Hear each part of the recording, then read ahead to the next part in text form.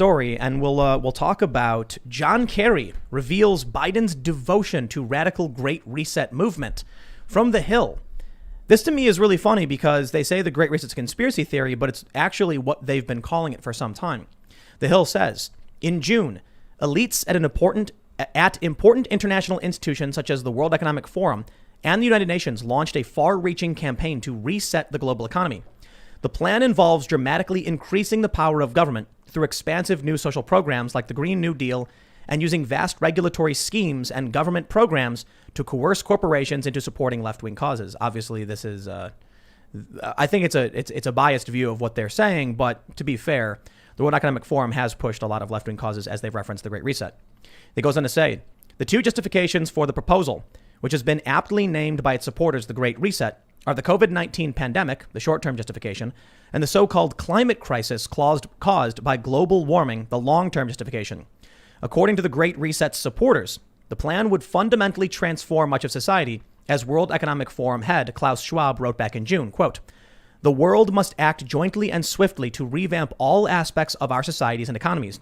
From education to social contracts and working conditions, every country from the United States to China must participate, and every industry from oil and gas to tech must be transformed. In short, we need a great reset of capitalism.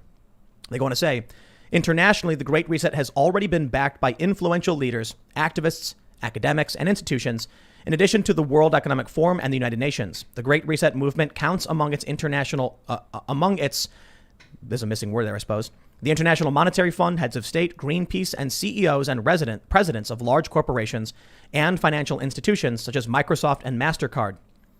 But in America, most policymakers, including President-elect Joe Biden, have been relatively quiet about the Great Reset, leaving many to speculate what a Biden administration would do to support or oppose this radical plan.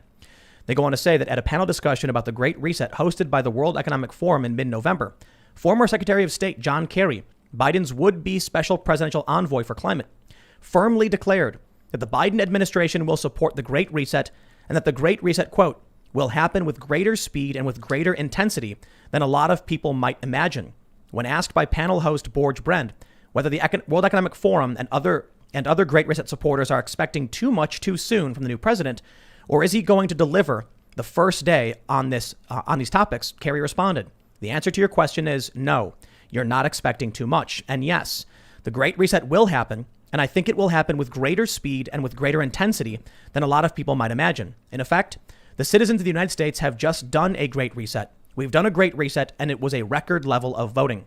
Kerry later argued that the Great Reset is necessary to slow the climate crisis and that, quote, I know Joe Biden believes it's not enough to just rejoin the Paris Climate Accords for the United States.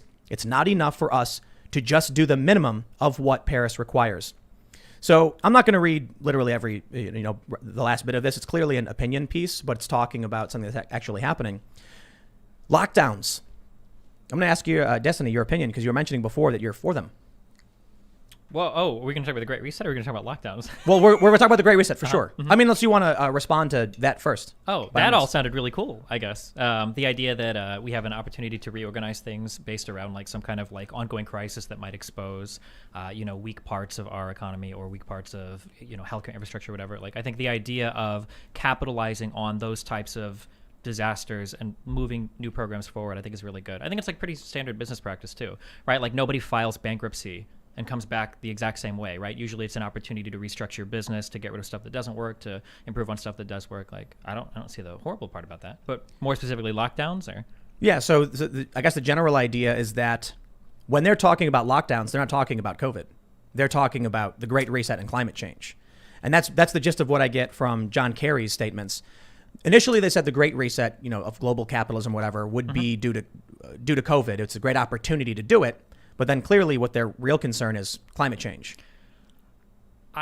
Just because you take an opportunity to, so I think it was Chicago, was one of the cities that had like massive fires that like ravaged the city, and they used the opportunity to rebuild a lot of the city's infrastructure. I don't think people were ever claiming they set the fires just to rebuild the city. I don't think anybody would claim that we want to lock down the country just to further climate change. There might be a way to make that stop argument, climate change. or to further climate change agenda, anti-climate change agenda. Yeah, that might be an argument that one could make in another world where we aren't topping ourselves every single day with record numbers of infections and deaths. Like if we were Australia or New Zealand and we were doing lockdowns continually, then maybe like, oh, hold on, there's an agenda here. But I mean, like we're losing Twin Towers worth of people every day. The idea that this is just a conspiracy to pass climate change agenda stuff seems like a hard sell to me. I don't think it's a conspiracy. I think it's that they're exploiting a crisis. But that's good. Shouldn't we do that? Not necessarily. Isn't a crisis like one of your best opportunities to like restructure? Like I give with the example of like a failing business. Like if something really